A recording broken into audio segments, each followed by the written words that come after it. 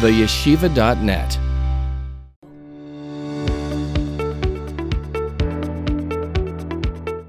The 9th chapter of Hilchos Teshuvah continues the theme of chapter 8, and it begins actually with a question. After the Rambam explained in chapter 8 that the ultimate reward and destiny for all those who live a life of Torah and mitzvahs, and all those who follow in the pathways of truth, as he put it in Halacha Vav of Perek Ches, is the life of Olam Haba. How do we now understand the entire concept of reward of the mitzvahs in this world and the idea of the world of Mashiach, the Messianic era? This will be the theme of chapter 9. Aleph. After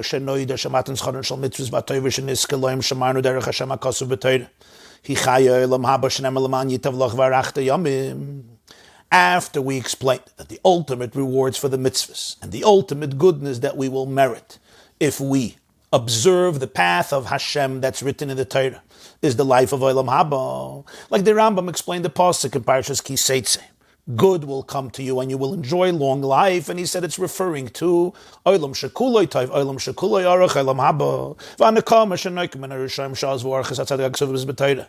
Hi HaKadosh Shenamari Karis Tikaris HaNefesh HaYavoy. And we also learned in Perek Ches that the retribution of the Rishayim who abandoned the paths of justice that are written in the Torah is the penalty of Karis. The pasuk says in Parashat Shlachi Karis Tikaris HaNefesh, the soul will be cut off in Olam Haba. Comes now the student and asks the question, Mahu zeh shekasav b'chol haTorah kula, im tishmu yagia lechem, v'im lo tishmu yikra eschem b'chol oisen advarim ba'olam hazeh.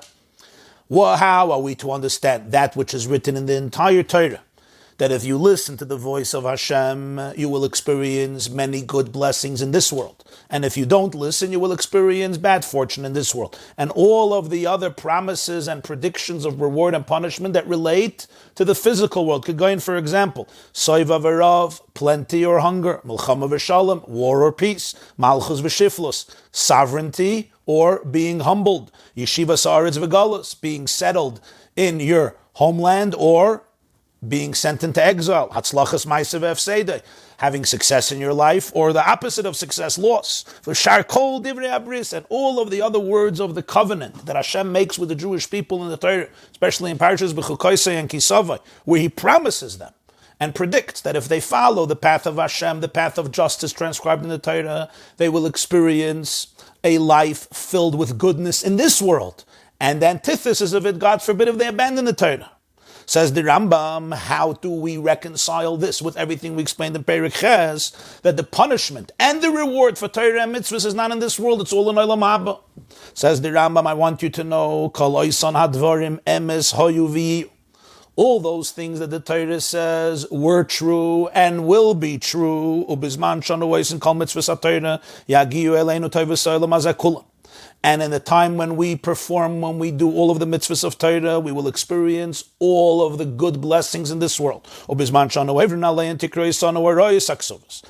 we violate the mitzvahs of the Torah, then the negative fortunes that are written in Torah will come to us. Nonetheless, ein oisan hatoivus, hein soif matan scharon shel mitzvahs, v'lo oisan haroyus, hein soif hanekamish and noik m'moiver al kol mitzvahs. It's still not a contradiction with Perek Ches in the Rambam, because all those good things that will come to the Jewish people who observe Torah and mitzvahs is not the ultimate reward for the mitzvahs. And all the negative things that will happen in this world when we violate the Torah is not the ultimate retribution for the one who transgresses the mitzvahs. Elekachu hechra hadvarim, or some texts have hetzeya hadvarim, kachu hetzeya hadvarim, but this is the resolution of the issue.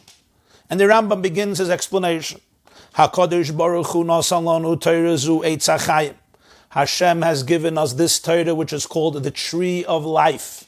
And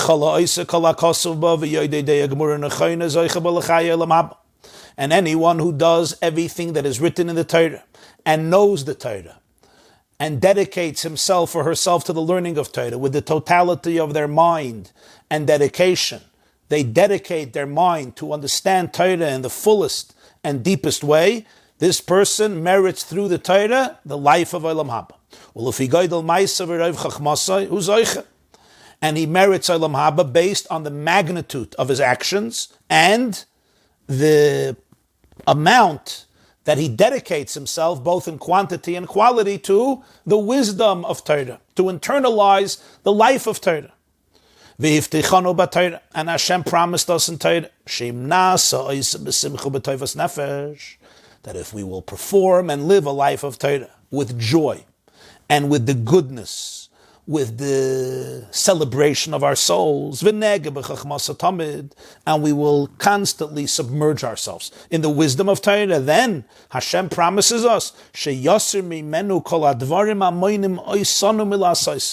that He will remove from us all those occurrences that might prevent us from living a life of Torah. Kegain, for example, chayli, illness, milchama, war, rav, hunger. The Rambam here says 3 things in the ancient world. These 3 things were responsible for most people's untimely deaths. You woke up in the morning and you didn't know which infectious disease might kill a person, God forbid, or violence, or hunger, starvation. So the Rambam gives these 3 examples. Chayli, milchama, rav,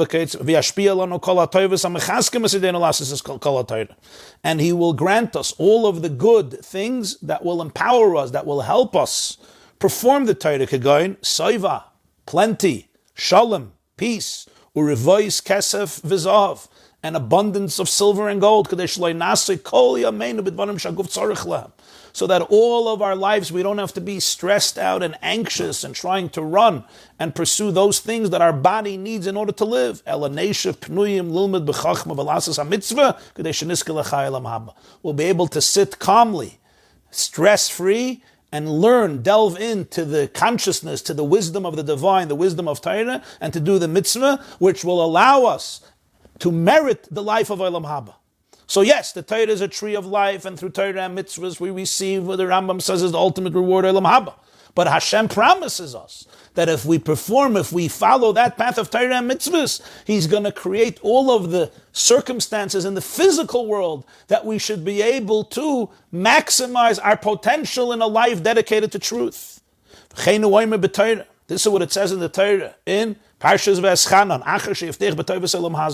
after Moshe Rabbeinu promises the Jewish people many rewards in the physical world for mitzvahs, he speaks about the fact that if the Jewish people follow the way of Hashem, they will experience all the goodness, and they will experience their land flowing with milk and honey, and they'll have only l'man yitavlach, and they'll inherit the land, etc. And then Moshe Rabbeinu says, it will be a tzedakah for us, a charity for us, if we do all of these mitzvahs. What does Moshe Rabbeinu mean it's going to be a tzedakah for us? Meaning, if we do all the mitzvahs, all these rewards that He promised is going to be a tzedakah. It's going to be like a charity that Hashem gives us, that allows us to perform the Torah and the mitzvahs. These rewards, in other words, are not an end in and of themselves. Rather, they enable us and allow us to live our lives to the fullest in this world so we can merit Olam Haba. Similarly, Hashem told us in the Torah, if consciously and willfully we will abandon the Torah, we're not talking about if somebody is unaware, somebody doesn't grow up with it, somebody was forced, but if it's going to be really willingly, in other words, you really understand and you have free choice and you abandon Torah. Instead, we will become immersed in the vanities of the time. Kinyan Shenema, like the Pasuk says later in Dvarim Lamed Beis, Vayishman Yeshurun Vayivot, Yeshurun, the Jewish people, became fattened and they kicked, they rejected the Torah. Then, Shadayan Ha'emes, then the Torah says that the ultimate true judge, and this can only be done by the true judge, Yasir min ha'oizvim, kol toivis ha'olam hazeh, she'im chisku yedeyim livait, umevi aleim kol ha'royes ha'moinim moisam aliknes ha'olam haba. Then, the true judge will take away from those who abandon the Torah the good blessings of this world, which actually is what caused them to reject the Torah, the abundance, the gluttony. They took things for granted. Their blessings made them pompous, made them arrogant. They lost their humility. They lost their gratitude. So He's going to take away those good things which caused them to reject, and He's going to bring on them, God forbid, negative things. which are ultimately going to prevent them from acquiring Olam Haba, so they will perish in their wickedness. This is what the Torah says in Kisavai. You're going to serve your enemy where Hashem will send you. Since you did not serve Hashem with joy, when you had the abundance of everything, all the blessings that you had caused you, instead of serving Hashem, on the contrary, you rejected Hashem. So he says, ultimately, you're going to go into exile, which will deprive you from the ability to be able to live a life of Torah and mitzvahs to the fullest. That's not the ultimate punishment. Again, that's a means for an end when you can't live your life as a Jew to the fullest. So then ultimately, they won't merit to be able to have Olam Haba as they could have had. Nimtza. This means that Pirush Kaloisan Abrachas Vaklalis Al Derech Zu. The explanation of all the blessings and curses in Torah should be understood in this fashion. Kaloimar, if you served Hashem with joy, and you kept his path, he will give you these blessings, and he will remove the curses, so that you will be stress-free. You will have the serenity, the calmness, to be able to dwell in the wisdom of Torah and to immerse yourself into it, so that you merit the life of Olam Haba. And goodness will come to you in the world that is all good, and long life will come to you in the world that is all long, that is endless. So that you merit both worlds. You have a great life in this world, which is ultimately a life that brings you also to the life of Olam Haba, because the blessings in this world give you the serenity and the luxury and the comfort and simply the possibility to be able to live a life of oneness, of harmony, of godliness, of truth, of justice, of Torah and mitzvahs. Because if the person doesn't acquire in this world wisdom, true wisdom, divine wisdom and good deeds, then after he passes away, he doesn't have the ability to experience Olam Haba. Olam Haba is really a continuum of how the person lived in this world. Rambam said at the end of Perek Ches, Olam Haba doesn't mean it's a world that is created in the future. It's a world that's now. The experience of the world is after a person lives in the physical world. On a deeper level, what that means is, Olam Haba is really a continuum of my life in this world. What happens in this world is revealed and manifested in the fullest way in Olam Haba when I dedicated my life to my soul, when I live a life of harmony, a life of oneness, a life of alignment with who I am, with my true core and with the core of all reality, Hashem. That's living a life of Olam Haba where the truth is revealed. That life is continued and manifested in a revealed way in Olam Haba, completely with a different magnitude. The Rambam said we can't even understand the pleasure of Olam Haba in this world, just like we can't explain a person who was born blind, the different colors as we explained in chapter 8. So the Rambam says, so in order to be able to live in Olam Haba, I have to live in Olam Haza that way. If not, I don't have with what to merit. Remember, the pasuk says in Kayelas, in the abyss, where a person goes after his death, there's no actions or calculations or perceptiveness or wisdom. The person needs to acquire all of this in this world. So the Torah says, if you choose, you use your power of choice to live a life of truth and a life dedicated to justice and a life of meaning, the life that Hashem wants of you, the life of Torah and mitzvahs, not only are you going to have Olam Haba, you're going to have Olam Haza, so you should really be able to have Olam Haba. Olam Haba in this world and Olam Haba in the next world. Olam Haba in this world meaning a life of Torah and mitzvahs because you have the ability, the physical health and the physical wealth and the affluence and the calmness. The economy is good and there's a state of peace and there's a state of health. So you could live a true life of Olam Haba in this world, a life of Torah, so you can merit ultimately the real reward, which is Olam Haba. Conversely, and if you, as he said before, willingly and consciously abandoned Hashem, and instead you became addicted to gluttony and to promiscuous relationships, and similar types of actions of corruption and falsehood and toxicity, maybe aleichem kol haklolus, so then the Rebbeinu Shalom promises in the Torah, he will bring all these curses, umeisir kol habrachas, he removes the blessings, at sheyichlu yameichem bebahalo bepachad v'lo yilechem leiv panui v'lo yiguf shalom lasas hamitzvahs, so that your days will end in dread and fear. You won't have a heart that is stress-free, a heart that is open, that is relaxed, and you won't have a healthy body, a sound body to be able to do all the mitzvahs.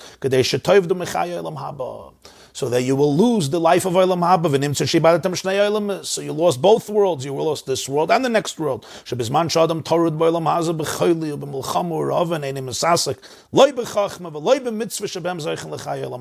When a person is completely stressed out and overwhelmed in this world, by illness, by disease, by war, by hunger, person cannot delve in, not into wisdom of Torah, not into the mitzvahs through which he will merit the life of Olam Haba. It's so interesting that the Rambam uses here the word Dayan HaEmes, right? The judge of truth. He used this once more earlier in Hilchos Teshuvah Perek Vav. You remember? He used it once more when he says that sometimes Hashem takes away the bechira of a person. He did so many terrible crimes, so many heinous sins, Hashem takes away his free choice, so he shouldn't be able to do Teshuvah. So you shouldn't be able to get Olam Haba, like he spoke about Para and Sichon and the Knanim. Over there he also used the word Dayan HaEmes. Here again he uses the word Dayan HaEmes. I'm pointing this out, you should understand the meticulousness, not only of every halacha, but of every expression of the Rambam. And here again, exactly the same theme, that Hashem is going to take away from a person, God forbid, the ability to be able to do Torah and have Olam Haba. How? When his life is overwhelmed and stressed with anxiety and physical challenges and problems, he won't be able to dedicate himself to Torah and mitzvahs. Again, here you need the judge of truth, the true judge. Halacha beis. Because of this, hisavu kol Yisrael neviyeim v'chachameim yemois hamelech HaMashiach. Or as some texts have it, mipnei zeh nisavu kol Yisrael neviyeim v'chachameim liyemois HaMashiach. There's different versions of the Rambam's, different manuscripts, and therefore different versions of the Rambam's Mishneh Torah text.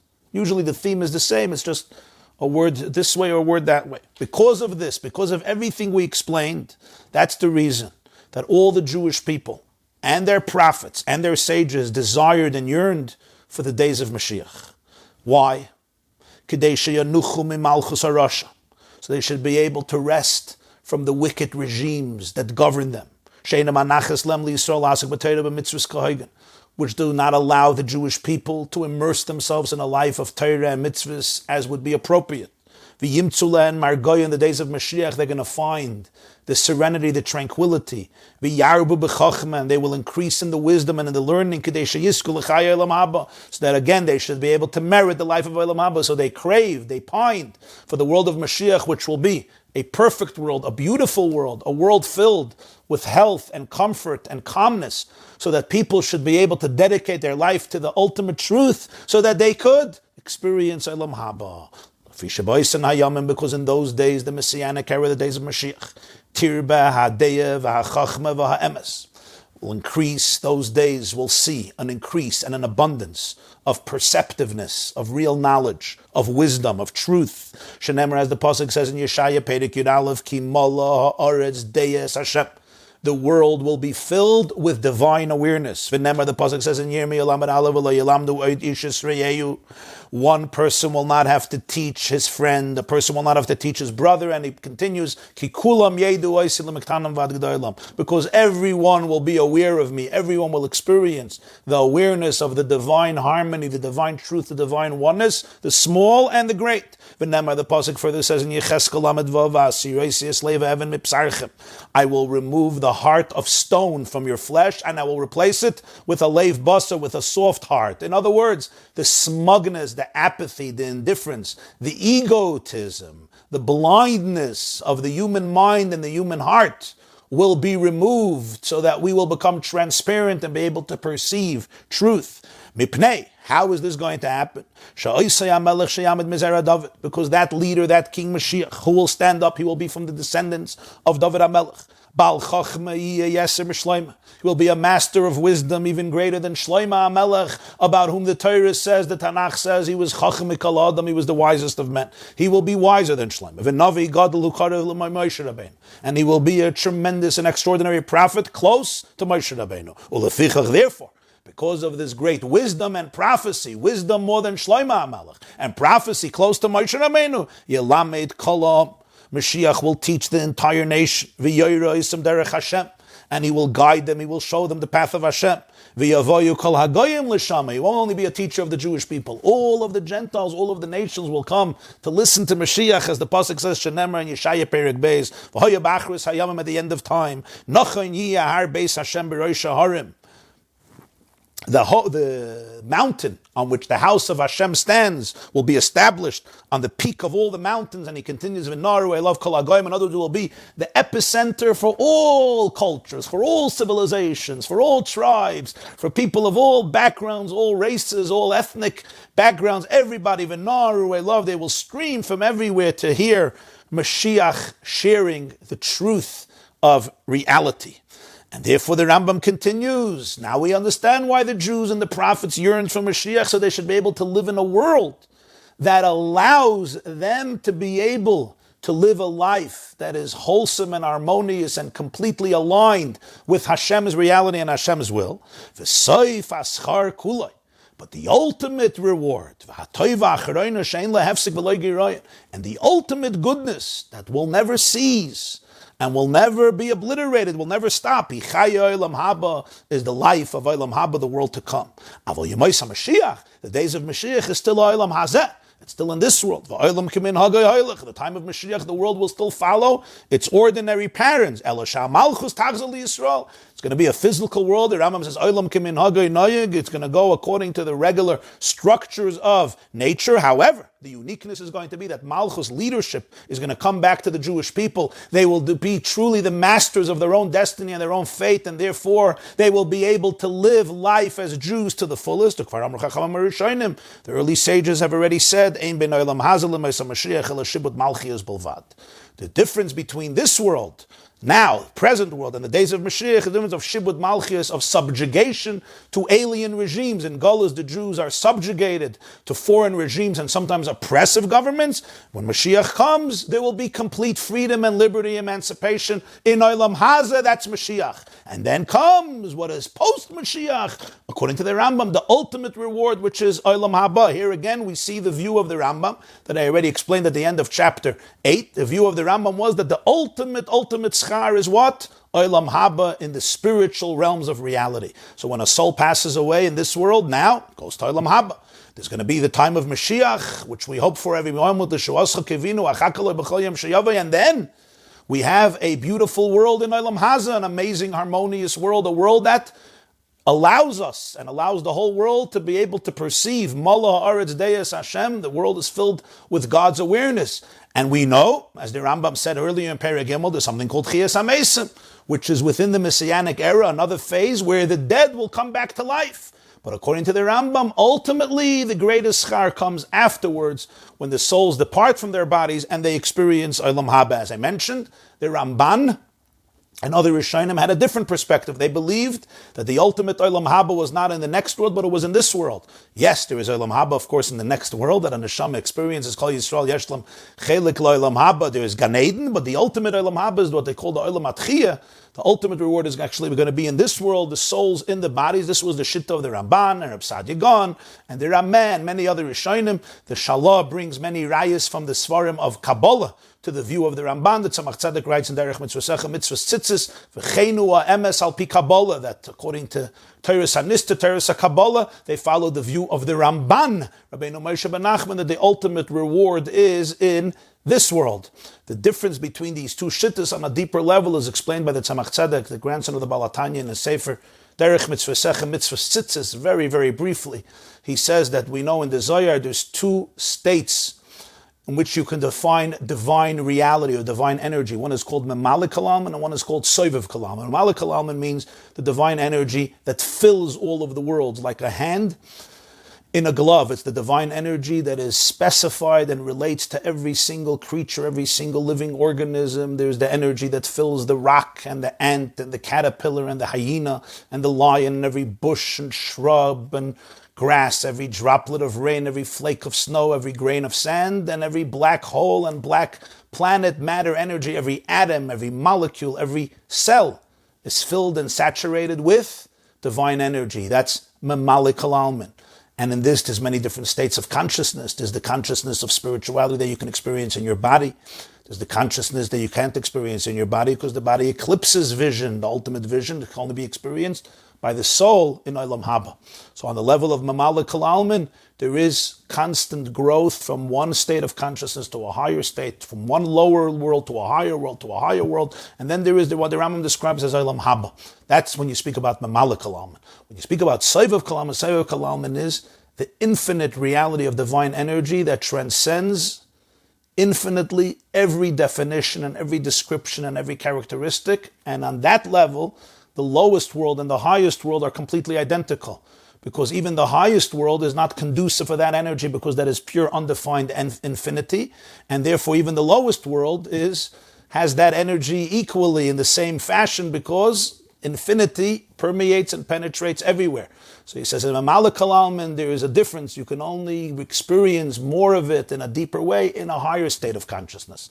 Seivav Kol Almin, on the contrary, unites the highest and the lowest, and it can come in even into the lowest place, because it's completely not defined by the parameters of that particular object. And therefore, the Tzemach Tzedek says, you have the perspective, from the perspective of the Rambam, the Mamala Kol Almin, where Ruchnius is the ultimate reward, and you can't have that in Gashmius. You have to leave the soul, leave the body in order to be able to experience the ultimate reward. That's what the Rambam holds. The Ramban, which is also the Shitta of the Kabbalah, is that no, that the ultimate reward is actually going to happen in the physical world, because Seivav Kol Almin is not limited to the spiritual world. On the contrary, the spiritual is as remote as the physical. Furthermore, not only it's not the same, the physical world in a way is more conducive for the infinity of Hashem, because the physical world, which is raw and brute, when it opens itself up to infinity, it can have even a deeper relationship with infinity than the spiritual world, because there's nothing eclipsing that relationship. The spiritual world have their own spiritual personality. The physical world, it's physical, so there's something very simple and authentic about it. It's not spiritually sophisticated, so therefore the ultimate infinite light, when it gets revealed, can happen in the physical world, in the body, and that's the shitta that the ultimate schar is going to be Tchiyas HaMeisim, like the shitta of the Ramban. From the perspective of Mamale, of course, the Rambam is right. From the perspective of Seivav, there's the other perspective that the ultimate reward is in the physical world, and Elu ve'elu divrei Elokim Chayim. This class is brought to you by theyeshiva.net. Please help us continue the classes. Make even a small contribution at www.theyeshiva.net/donate.